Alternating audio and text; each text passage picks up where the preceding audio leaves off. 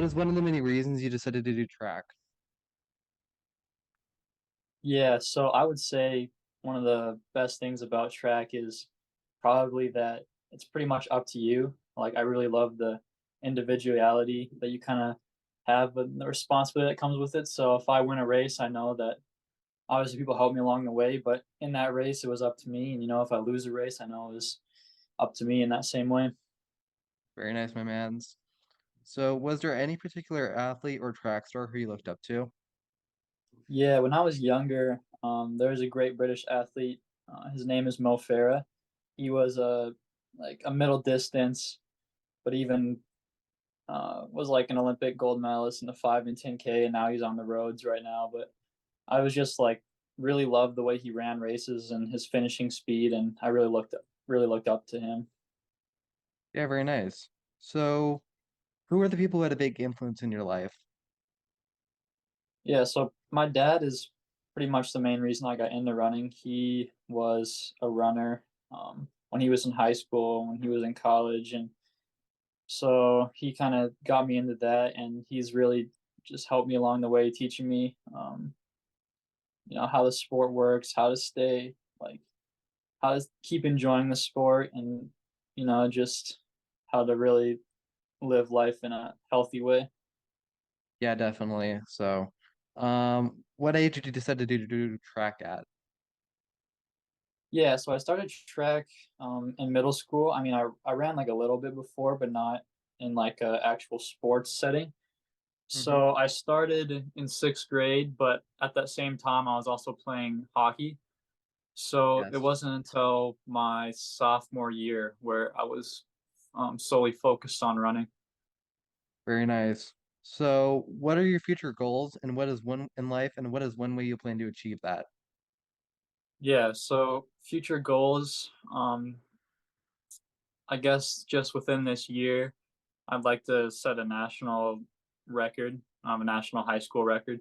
So yeah, whether that's the 800, the mile, 2 mile, that's probably my biggest goal coming up. And then after that, just like the Olympics in 2024, I'm really looking to see if I can have a chance in that or at least make the trials.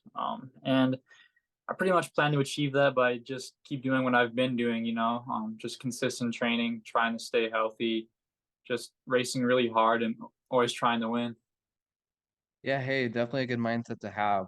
So, what is one piece of advice you'd give to someone for wanting to become a track star? Yeah, no, it's definitely challenging. Like it's to be like really great at a sport, especially the sport of track and field, where often running is seen as a punishment or not enjoyable, which definitely sometimes it can be that way. And I'm not gonna say that it's always super fun, but I think the biggest thing is probably discipline. You usually see with track athletes, especially track stars, that pretty much in every aspect of their life that they have the ability to do it pretty well and usually excel at it. Because usually, if you like spend time at something and you care about doing good at it and you set your mind to it, you can usually do it pretty well. So, I mean, I don't totally agree with the statement that like the thing you do the worst at is kind of the level you approach everything at. But I do agree with the part of that statement that if you're going to be great at anything, you kind of have to try to achieve greatness in all aspects of your life. Yeah, definitely. So, what sacrifices have you made to do track, and why do you think it's important for people to have these experiences? Yeah, so pretty much my whole day is based around track and field, which um, takes away from just like being a teenager lots of times. And, you wake up in the morning, you go on a run, and you go to school, and then you run again. You maybe have some other training. Like you miss out on like a lot of social time. I mean, you can still like have a pretty good social life, but there's parts of it that exclude like maybe I can't go. Well, pretty much just like anything at night, which is a lot of the times when high schoolers, have fun. I usually try to be in bed pretty early and sleeping. So I'd say the social life probably takes the biggest hit. But other than that, I feel like we live in a pretty easy society to have time for the stuff we love, just with how advanced we are. So I'd say it's not a whole bunch of sacrifices, but there definitely is some. Yeah, definitely can agree on that statement. So, what is one of your proudest accomplishments in track? Probably the accomplishment I'm most known for is the sub 4 minute mile, and I'd say that's probably my proudest accomplishment. It was really kind of a historic thing for, let alone like a South Dakota athlete, but also being a Yeah, very. junior really caught a lot of people's attention. So that's what I'm known for, and that's kind of what I like to tell people if they ask me to like tell me Yeah, something cool about myself. very interesting.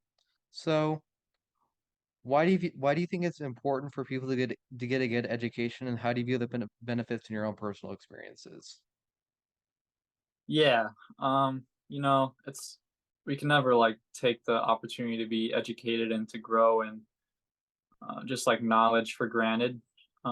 I mean, I feel like education can mean many things for lots of different people. Like myself personally, like I'm not the biggest fan of school. Like obviously, I when I go to school, I try to focus and I try to learn as much as I can. But I like to pursue knowledges in like other aspects that because we only live once, so you kind of want to pursue and learn stuff that you can enjoy and you feel like will impact you the most. So, like, if I like say like recently, like people have learned chess a whole bunch. So like if I want to learn chess other than study for a big math test where I can get a B instead of an A, that's not the end of the world for me because I know I'm doing what I love and I'm learning what I want to learn. Yeah, definitely. So, which sport did you enjoy more, track or cross country? Probably track. Uh, Yeah, it's probably part of that is because I'm better at track, but also just I feel like the environment is usually a lot cooler. Like there's nothing like getting in like a full stadium, like a sold out stadium. Just like the crowd noise, the crowd engagement is usually a lot better, and it just can make for some really special moments. yeah, definitely. So, let's see here. What do you typically like to do in your free time? Yeah. Um, you know, recently, obviously, I mentioned I've been playing a good bit of chess, but I also love disc golf. Me and my friends, we have kind of this like made up league. I don't know where we play for this belt, and if you win that day's round, you get the belt. So it's kind of like like a WWE style belt, but just for the disc golf champ of that day. So Very nice. that's a lot of fun. But I also play the saxophone.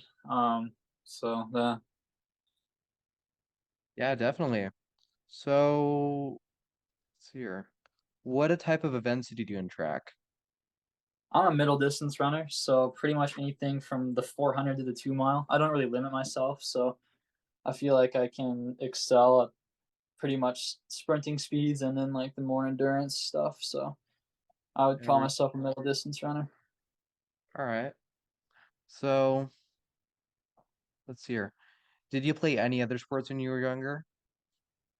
Yeah, I played hockey pretty competitively. I grew up in Canada, so that kind of came naturally where everyone played hockey. I'm starting from a pretty young age, so I did that up until my freshman year.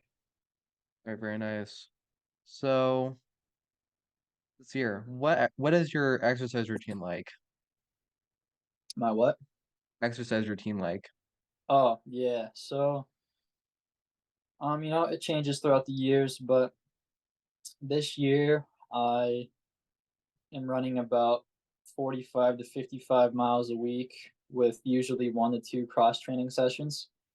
I can get pretty creative with that, and then I'm also in the weight room twice a week, so it's a it's a pretty balanced training regimen. Uh, probably takes like an hour to 2 hours out of my day of just training. So Yeah, very nice. So, what is one lesson you learned from doing track? probably that you can accomplish a lot with discipline. Um, it's like people asked me because I was pretty good at a pretty young age. People asked me like if I wanted to break four. And like I remember pretty distinctly, I think it was seventh or eighth grade, but someone came up to me and asked me if I wanted to break four because that's what people understand. People understand the mile and they understand the 4 minute barrier.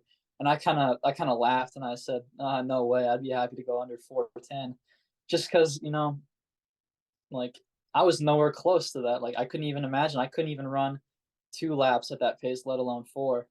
And I didn't really think about it much, and I just kept going to practice, kept getting better, kept doing all little things right, and uh, eventually it just happened. And I was like, "What just happened?" It's not like I ever thought I could do it. It just kind of happened. And so what I learned is if you just keep showing up and keep trying to do your best, that you can definitely surprise yourself. Yeah, definitely. So, let's see here. What is your proudest accomplishments in cross country? Cross country, Yep. yeah. So this year,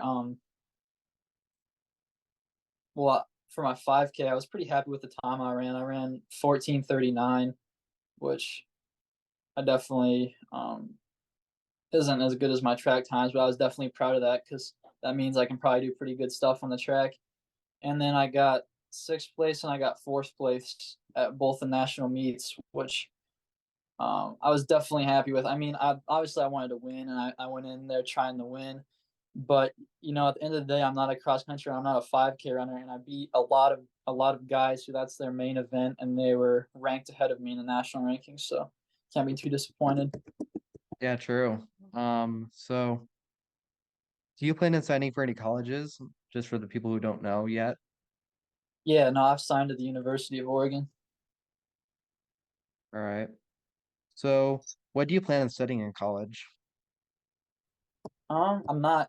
I have definitely haven't decided yet, but as of now, I have an interest in marketing, so that's probably my kind of my go-to answer right now. All right. So why did you decide to pursue track in college? Um, yeah, I mean, definitely, I'm very very excited to get to go to college for running, and I get to run with a bunch of guys that are at my level, so I'm very excited for that like camaraderie. Because I don't really have that much anymore. I mean, I definitely have fun with the guys on my teams, but it's not like we go out and we do the same workouts and we run a whole bunch together. So definitely that. I'm very excited to just compete at the next level, and a big part of it's money. Like, I mean, if I didn't want to run in college, I'd have to pay a whole bunch of money. So that's Definitely. definitely a persuasive factor. Yep. So let's see here. What was your reaction getting accepted into Oregon State? It's the University of Oregon, yeah. But um, I mean, I didn't even really have a reaction. I mean, that kind of sounds uh, Yeah, goofy, but I mean, I was talking to the coach way before I even like put in an application. So I knew I was pretty much gonna get accepted. Like after the first phone call, he's like, "Yeah, you can come." So I was just when I got the letter in the mail, my parents kind of tried to hype it up for me, and but yep. I knew I was gonna get in. That's very cool, man. So what was it like winning Gatorade Player of the Year? Yeah, no, Gatorade, that's a very cool award they do. It's always fun to win, and it's always fun to have them send you stuff in the mail. And my little sister wears a Gatorade Player of the Year backpack to school now because she thinks it's pretty cool. So that's pretty cool. And just like the way they give out the prizes, I get the opportunity to give $1,000 to a non profitable or not profitable like a non-profit charity. So I love that part, and that created some cool experiences for me as well. So I think Gatorade does a very good job. Yeah, very nice, man. So I think that'll end us off. Thank you.